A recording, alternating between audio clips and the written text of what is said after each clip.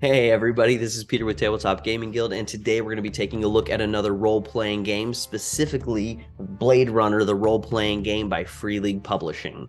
Now, I've been excited about this book for a while now. They previously came out with Alien, the role-playing game, and they did such a great job of distilling those films into a game, capturing the horror and the dread of that sci-fi horror genre. I was so impressed by that I was really excited when I found out they had Blade Runner now in their docket. And now that the book is out, I've been loving reading through it, revisiting the films, and just kind of capturing all of that neon noir that is post-apocalyptic LA and the Blade Runner series. So we're going to dive into this book. We're going to do that by looking at the digital copy in PDF form. Free League was generous enough to send us the copies in hardcover as well as digital. We'll do the digital that way you all can see it as it's on the computer screen. It's better than me just holding the book up to the camera. So we'll take a look at it. We'll talk a little bit about how the game is played and what the idea and themes are behind the game. And then we'll come back here and I'll give you my final thoughts on Blade Runner, the RPG by Free League Publishing. Alright, so here we have pulled up Blade Runner, the role-playing game, the core rule book by Free League Publishing, and we have a great work of art on the cover by Martin Grip, who's been doing all of the art for the Blade Runner role-playing game books, as well as art for other Free League Publishing games like the One Ring 2nd Edition. It looks great. It's, could be a poster for one of the other movies. But let's go ahead and dive on into the book. And we'll jump to the table of contents. So what we've got is a book that has 9 chapters. The chapters are going to range from some introductory to the game itself, how to make your character, the Blade Runner that you'll be playing, skills and specialties, and there's a whole chapter on combat and chases in the game. And then we have a few chapters here all about the lore of the world, Los Angeles itself, broken up between the haves and the have-nots, the uber rich and the poorest of the poor, describing the city itself, as well as a chapter on the powers that be, the government and the media, the criminals, the corporations, and the replicants in the setting as well. And then we have a chapter on working the case. It's all about the idea of the case files that the Blade Runners will be taking on as they investigate in the sessions. And it's just going to give you some ideas about how to proceed with that. What are the resources that the Blade Runners can reach out to, as well as then how to kind of have a standard procedure in the game. And then also tools of the trade, so we have gear, all the things that a good Blade Runner needs in order to do their job. And then the very last chapter, chapter 9, is running Blade Runner. And so that's going to be specifically for the game runner / game master. And they're going to be reading through that to understand themes of the game, how to set the mood, the idea behind the case files that are going to be, again, the sessions, kind of the core of the game. How do they create them as well, some ideas there. And then how to run downtime for the players, as well as then generate your own case file as well. So that's just a quick breakdown of the book itself. The beginning chapter, Fiery, the Angels Fell, does a great job in breaking down the introductory to the setting itself. It gives us this great definition of a Blade Runner. So I'm going to go ahead and read that real fast. And you'll see that a lot of these definitions are going to be attributed to the New American Dictionary, which is, of course, made up saying copyright of 2037, which is the current year that the game is supposed to be taking place in. So Blade Runner, a colloquial nickname given to the specially trained human and replicant members of the police unit established to uphold and enforce UN regulations regarding the domestic use and abuse of replicants and other monitored entities and technologies deemed as public safety threats within Earth borders. Recruited from Earth's most elite law enforcement agencies and academic institutions, these criminal investigators are the core law enforcement unit on Earth authorized to identify and neutralize any human or synthetic threat presenting a danger to national security, public safety, and the integrity of Earth and the off-world colonial system. So with that definition of Blade Runner, you as the players get a better understanding of who it is you'll be playing as, or the type of people that you'll be playing as, at least in so much as your job is as a law enforcement agent. Now, the rest of this first chapter is going to take us through some information, some lore about the planet and the corporations and where things sit today. We have a really great timeline here taking us from 1980 to present day 2037, giving us an overview of some of the major events that have led to the situation that is the current today Los Angeles. The fact is that over the last few decades, Earth has run out of resources, and all of the uber rich have left planet Earth to go off to colonize space in 9 different colonized planets, and everyone else is left to fight over what is left.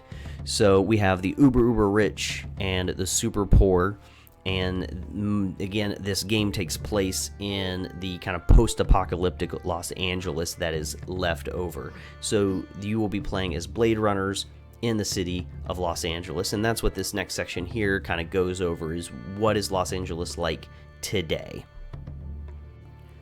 So this next part talks about being a Blade Runner, living life on the force, the allies that you have to make, and the humans and replicants who make up that force of Blade Runners.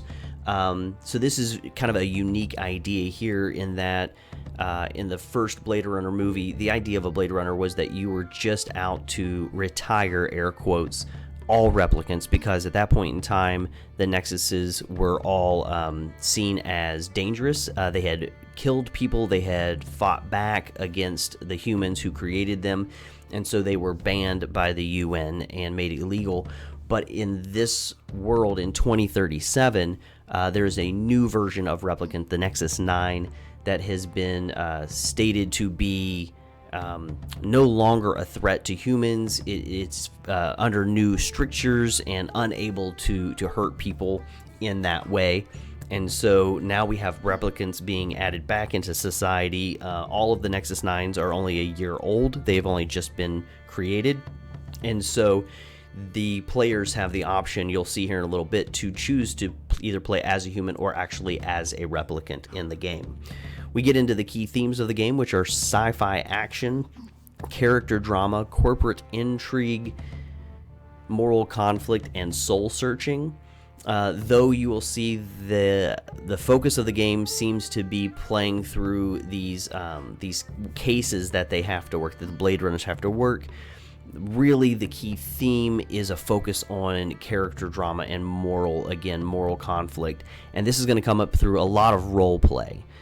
So this is going to be, I feel like, definitely a very heavy role play game. Though there will be some combat, it's definitely not the focus of the game. The focus is more on the role playing and the outcomes of these situations that the player characters find themselves in, and what decisions they make when they are brought up against a moral dilemma.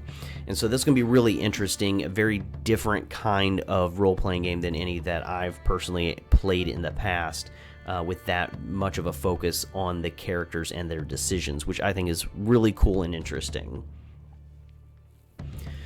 We get some information on role-playing Blade Runners. We get some information about the case files that they are going to be investigating. And again, the idea here is case files are going to be filled with lots of information, clues that the Blade Runners are going to have to go through to try to figure out solve the mystery, air quotes. But again, all of that is set dressing for the moral quandaries that the Blade Runners are going to come up against. And so it's going to be really interesting, though. In the starter set, they give us a really great first case file called Electric Dreams, and they do promise here that there are going to be many, many more of those coming in the future, and I hope to see that happen. They talk about measuring time, and they talk about splitting the party, and here it's very interesting, very different from previous role-playing games that I've played in. They pretty much insist that splitting the party is going to happen because there's so many locations to visit and so little time to do it in as you investigate the case file, that splitting the party is going to need to happen in order for everyone to try to find all the clues they need to figure out the case. And that's where measuring time comes in, because there are only 4 shifts in the day: morning, day, evening, and night, and everybody is required to at least take downtime for one of those shifts. And so you're going to be keeping notes and tracking the time as you play this game, so that you're making sure that you're doing your best to solve the crime or solve the case that you are working on. There are going to be tons of handouts and maps included as well.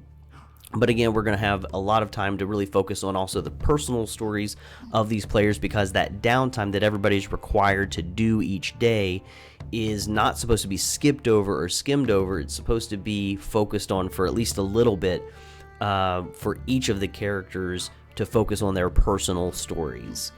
Rolling dice in this game is still focused on the Year Zero engine that Free League has been using in their previous games, with some additions to it. There's some stepped dice in this game, a lot like their Twilight 2000 game.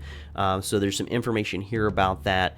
Again, the focus is base dice. You're going to have 1 die for your ability score and 1 die for your skill that you're rolling.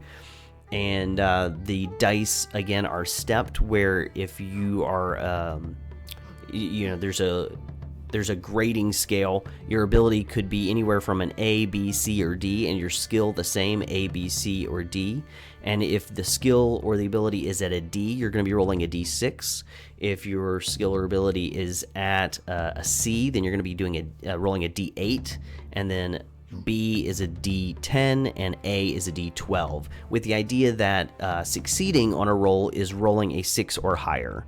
And if you actually end up rolling a 10 or higher, it's a critical success, and it counts as 2 successes. So you have some very interesting ideas here. The higher your ability is, the higher your skill is, the higher the die you'll be rolling, the more chances you have of succeeding when you roll. There are ways to roll with advantage and disadvantage as well. And then they continue using the pushing mechanic here as well. So if you would fail a roll and you want to push it, you can roll again the dice that were not successful, with the chance that if you fail or if you roll a 1, then you will start taking stress and damage that way. So there's also information about player versus player possibilities, but they do suggest not doing that if at all possible. But it is a possibility in this game as well. So that is just the opening bits here, some lore, some information overview of the game itself. The next part that we're going to get into is your Blade Runner, and that is making your character. So as you go through the steps to create your Blade Runner, you'll be following them along kind of this chart that they give you here with the 15 steps. They shouldn't take you all that long. You do have the option to roll on a chart or just choose one of the options that you would like.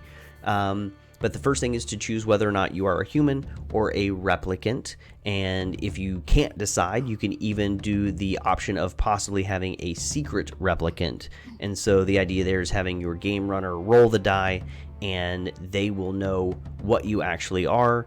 And then you can find that out in probably like the most dramatic moment of the game, as the game runner reveals to you what you actually are. You also end up choosing an archetype, which will affect the mechanics of the game a little bit for you as to what you have like advantage on or extra abilities or scores in those things. So you'll choose that. You also need to figure out how long you've been on the force for. So you can see here that a rookie is going to get some mechanical benefits that an old-timer won't get, but then also vice versa. The old-timer, they have more skill points to distribute amongst their skill abilities, but the rookie has a few more attributes, abilities, and points to do.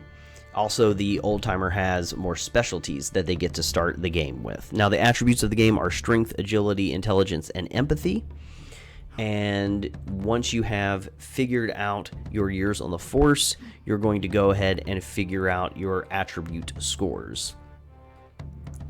Next, you're going to follow the rules for figuring out your health and resolve. And then there's a little information about downtime as well, and the skills in the game. Again, we have this stepped die idea where, depending on the level that you have in your attribute or skill, you'll be rolling a different size die for your base dice. Starting skill levels, you figure that out.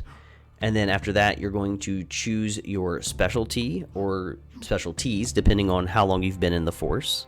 You'll also need a key memory. You can roll on the memory tables if you would like, or you can design your own memory and talk about it with your game runner. But the memory, this key memory, is going to be something that is very important to your character and have effects for you throughout the game, and is helping seed some ideas for your game runner as well. Same thing here with your key relationship, creating a key relationship with an NPC that the game runner will embody. But also, this is going to come up a lot in your possible downtime throughout the game and give you moments of personal growth as you play the game. You'll also go through and choose your signature gear. You'll get a signature item. This talks a little bit about Chinian points, which are kind of like the economy in the game, the money that you'll be spending to upgrade things. And then you'll wrap up your character by choosing appearance, name, and home. Everybody is, all the Blade Runners are given an apartment in Sector 5 in the game. So there's a little bit of information there about that as well. Now they're going to get into promotion points and humanity points, and these are the two ways that you're kind of going to be able to upgrade your character or utilize some of the resources in the game. Promotion points are gained as you do a good job as a Blade Runner. You'll get those, and you'll be able to use promotion points as you are looking and solving your crime and trying to bring in some new resources. And then humanity points, you'll have those as well, and you'll get to use those as you're increasing skills throughout the game.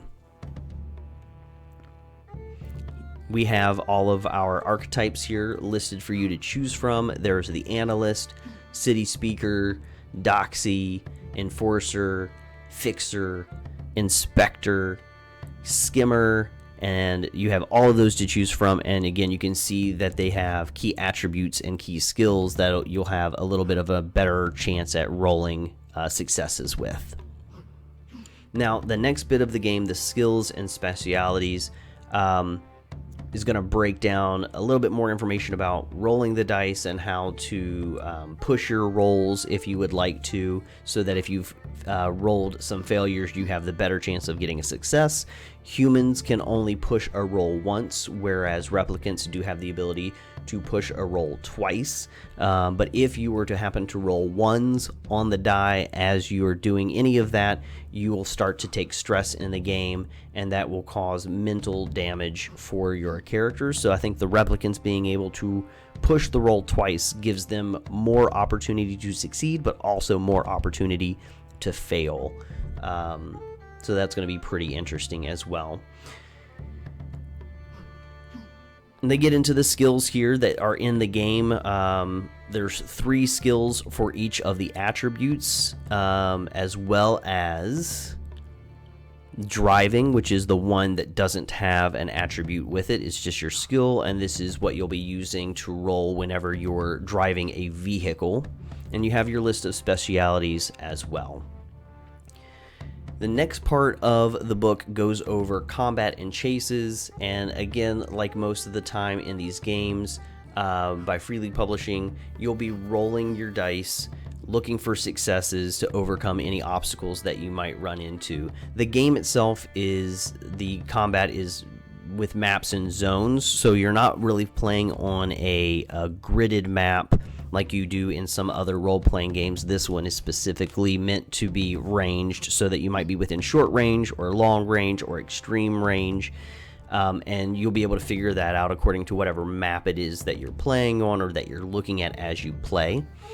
The round itself in a combat is not super difficult. You're going to draw for initiative from a deck of cards, finding out who's going to be going first and who's going to be going next.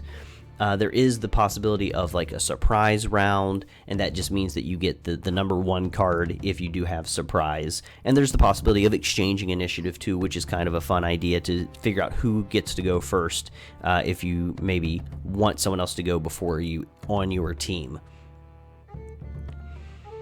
So in combat, you get an action and a move, and the rest of this chapter here is going to go over some of the actions that you can take, what you can do when you move, and then get into the idea of close combat and ranged combat.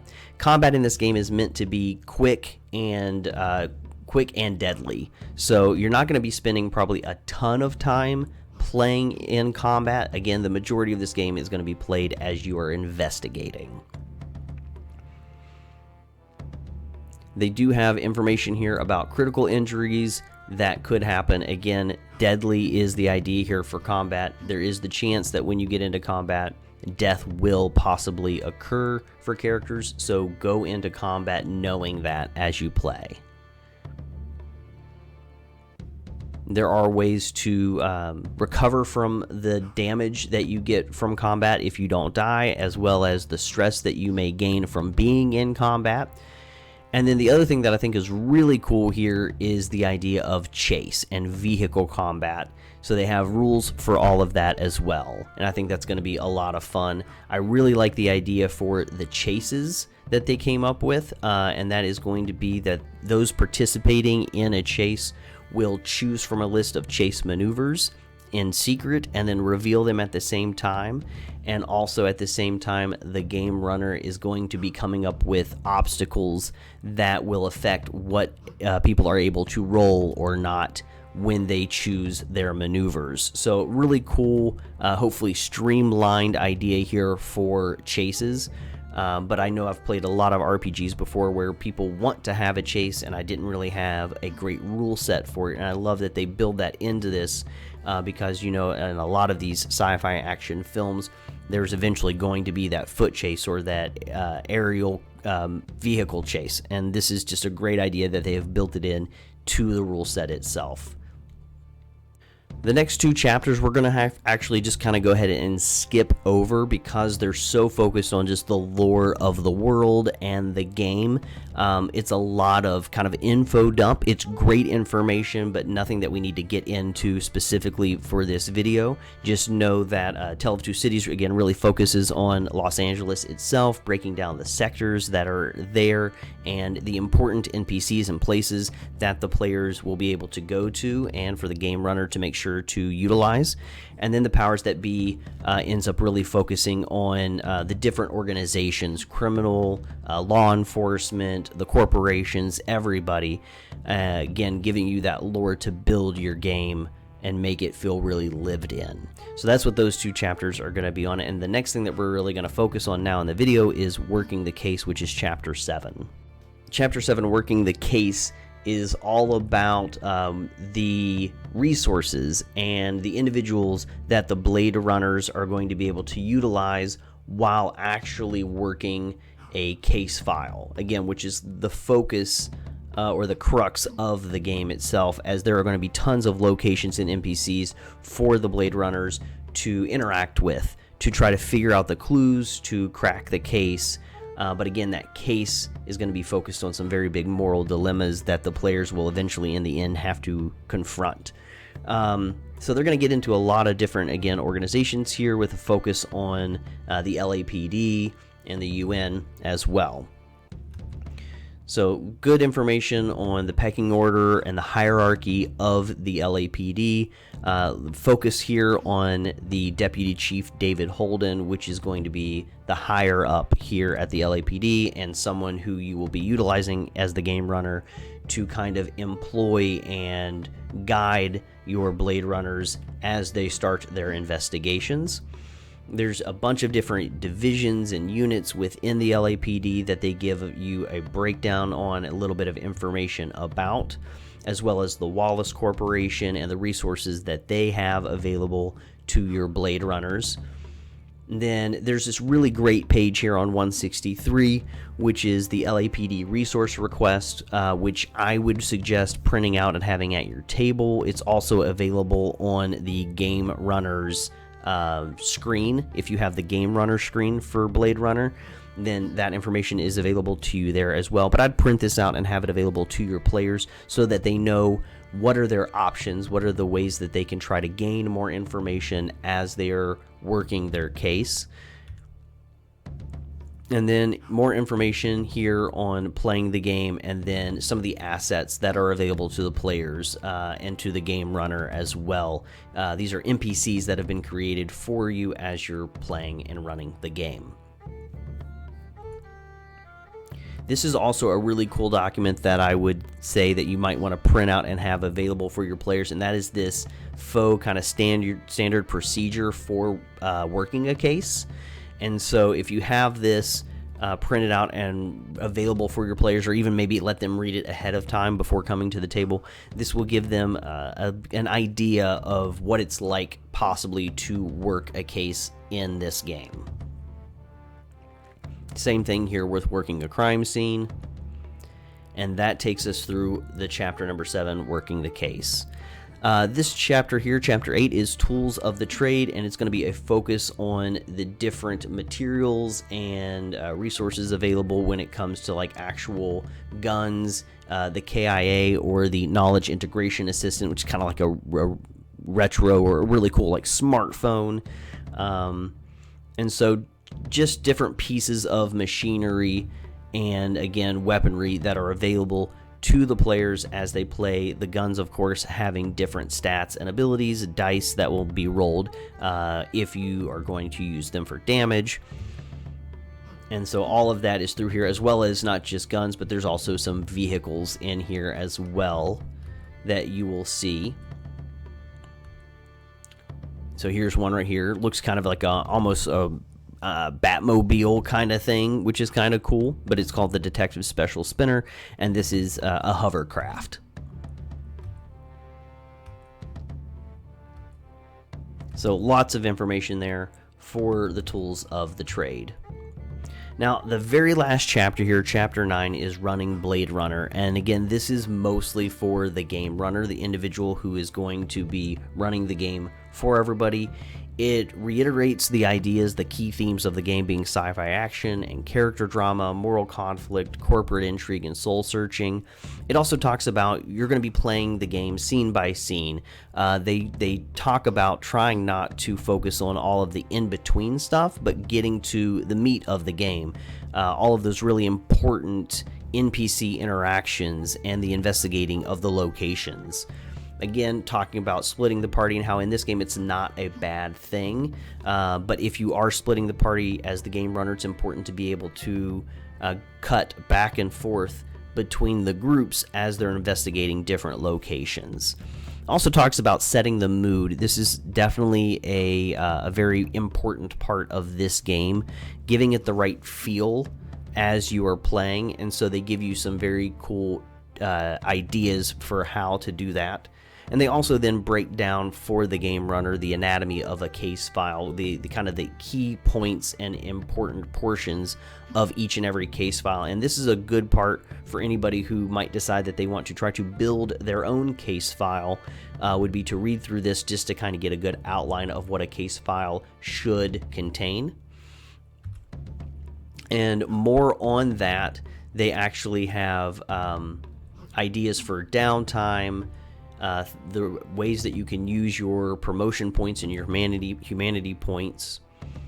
And then they also have here at the very end of the book a case file generator. And so this is a set of rollable tables that you can either choose from or roll on, and then use the lore that you've maybe pulled from the book in chapters 5 and 6 about the city and the powers that be, that you can then create your own case files. This right here is the part of the game that I find idea anyways to be most daunting, is creating your own case file. I've done some homebrew in the past, and it's not always been too difficult, but the idea here of creating a case file that's going to be full of handouts and maps and mug shots, and then pulling from this world just to come up with a story, for me personally seems like it might be a lot to take in. But again, if you get the starter kit, you get your very first case file, which is the first of what are supposed to be many, and the first in a series that it will build upon each other, culminating in a final case file. But hopefully not the last one, but it will culminate in a case file to be played last. And that is pretty much the book. We're now at the index here, and we do have some handouts that you can print out. You have character sheets that you can print out for your players, as well as then a map of the city of Los Angeles.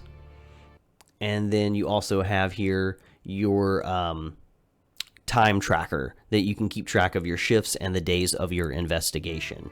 And that, everybody, is Blade Runner, the role-playing game by Free League Publishing. Now that we've taken a look real quickly overviewing the book itself, let's go ahead and come back to the table, and I will give you my final thoughts. All right, everybody, so we have just finished looking through Blade Runner, the role-playing game by Free League Publishing, and I'm just going to give you some final thoughts here. One is, I think they have done a great job at capturing the essence of Blade Runner, what these movies and this world is all about. It's the existential crises that come with living in a world where humanity is living next to another sentient being created by them that now is pretty much almost indistinguishable between the creators. So you have this creation that is just like the creator now, and them trying to live side by side, understanding the differences between one another, and the conflict that arises when one is seeing another as less than, trying to figure out what makes a human or a creature, what is, the soul and the mind that goes into making somebody a person. And so I feel like they've done a good job of that in this game, and wrapping it up in the investigations that the Blade Runners are going to have to play through.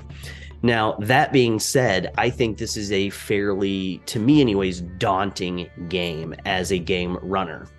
And that's going to be because the investigation is that key core focus of the game, and there's a lot placed on the game runner as they're building a case for the Blade Runners to play through. Now, Free League has put out a great starter kit, starter set that includes a case file, and it's got so many wonderful handouts. It looks amazing, everybody. And I've done a video already kind of showcasing what's in the box for that starter set in that case file.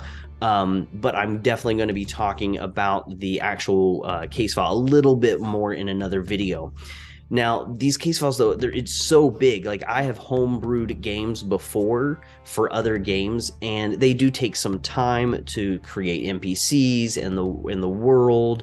But the actual story, a lot of times, focuses so much on combat that you can take up a lot of time with combat in games. This game is very focused on the scenes, the dialogue that's going to be had with the Blade Runners and the NPCs. It's very focused on the locations that they're visiting and the clues that they're finding. And so, as somebody who has done some home brewing in the past, trying to homebrew a case file for Blade Runner, to me, seems, like I said, daunting. Now, they do give you, as you saw, wonderful tables and charts to start with, and they give you a plethora of lore and information about the world. But even with all of that, trying to come up with my own case file, to me, seems like a really hard task. So I'm going to be, again, as somebody who's running the game, reliant on Free League with coming out with more case files. And they have said that that is what they want to do. They are promising more case files ongoing for years. And so I'm really hoping that they live up to that promise, because I like this game and I want to run it more. And so I think I'm going to be very reliant on them to bring out these awesome case files And if they're anything like the starter set one that we got, the quality is going to be amazing. They've done a great job with everything that they do so far. I think Free League continues to knock it out of the park, and I can't wait to see what they do to continue supporting this new game of theirs. So yeah, that's Blade Runner, the role-playing game. I think it does everything it needs to do to capture the films and the themes of the films. And I can't wait to see where it goes from here as Free League continues to support it. So everybody, thank you for watching. I hope you enjoyed this video and that it helped you understand a little bit more about the Blade Runner game and whether it's a game that you might want to play. If it is, go ahead and head over to freeleaguepublishing.com, check out Blade Runner, order your own copy. Also, while you're there, check out all the other amazing games that they are putting out. If you like the video, give it a like and maybe subscribe to our YouTube channel. Also, head on over to tabletopgamingguild.com where you can learn a little bit more about us as well. Everybody, thank you for watching, and until we talk again, keep on playing games.